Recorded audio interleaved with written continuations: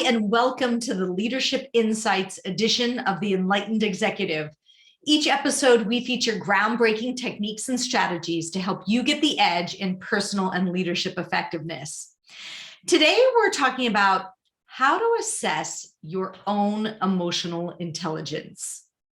First of all, I know what you're thinking. Susan, is it even impossible to assess your own emotional intelligence? I mean, how am I going to convince my coworkers or peers to really be honest about my EQ? I mean, is this the same thing as asking people how your pants look or what people really think of your fruitcake recipe? Well, there's good news and bad news. Let's start with the bad news. The bad news is that when you do a work, friends, and family 360, you're probably going to get about 20 to 50% of the truth.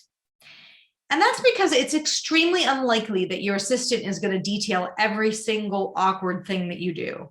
And your friend isn't probably going to give you all the unvarnished truth about all your annoying quirks. But the good news is just the fact that you're interested in doing an emotional intelligence assessment shows that you have higher than average emotional intelligence. And 20 to 50% honesty about your EQ is much better than nothing and much better than the non-existent feedback that you most likely have. So if you'd like 100% honest emotional intelligence assessment from a professional, I really encourage you to consider a professional 360 assessment, because the insights you'll discover will create an opening to up-level your career even more. But if you want to test the waters, how do you DIY an emotional intelligence assessment? So here's what I recommend. You want to share the following questions to about 6 to 8 people, a mix of coworkers, clients, friends, family, and really assure them that you want them to be honest. And you won't be mad if they share less than totally positive responses with you. In fact, you have to say that you would prefer they really list some things you could be working on. And share that you truly want to grow. And the only way you're going to do that is to get real feedback. And then when you ask for that, you want to make sure you don't get triggered when they share less than totally positive responses. Just get curious, be receptive, and thank them. So here are 10 questions for a DIY 360 assessment to help you build emotional intelligence. Number 1, what do you see as my primary strengths? Examples could be patient, concise, doesn't engage in office politics. Number 2, where do I most excel? Examples could be client meetings. You're really good at meeting deadlines, inspiring my team.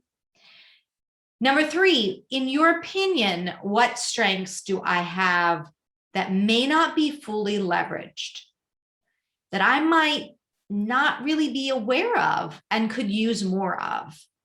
So the example could be you have great ideas for improving systems that no one knows about. Or you're so extremely diplomatic that you'd be great on the management committee. Number 4, where would you most like to see me develop? Example could be, well, you use a lot of ums and ahs that detract from your message, or you could hire a more diverse team. Number 5, what would you like to see more of? Well, I'd like to see more morale building with the team, more not working on weekends or setting the expectation that we need to. Number 6, what would you like to see less of? Examples could be meetings that last for more than an hour, nitpicking on issues that really aren't that important. Number 7, how could I be even more effective? You could delegate more, you could hire more senior level people. Number 8, what do I not know that I don't know? Where are my blind spots? So an example could be you could spend a little more time mentoring and developing others, or making sure that women and people of color get equal speaking time and representation. Number 9, what would help our relationship be even better? Could be acknowledgement in front of my team that you don't dictate the process and instead focus on the outcome.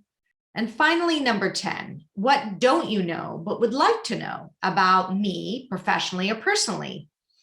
Example could be why you're so passionate about our industry or what you do on the weekends. So consider what you learned from these answers and think about what you thought you knew about yourself and how others actually perceive you. And how can you close that gap? Because that gap is your opportunity to build emotional intelligence.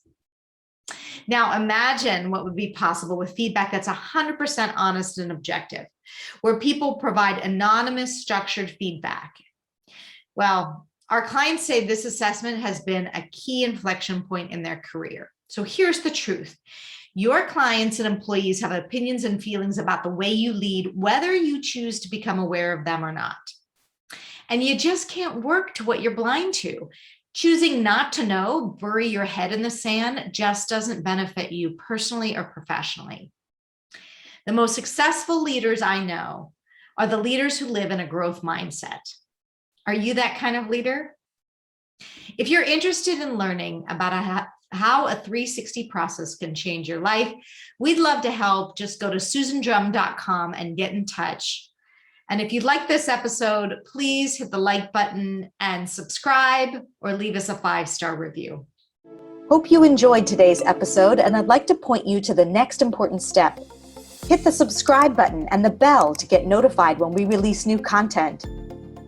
I'll see you on the next episode of The Enlightened Executive.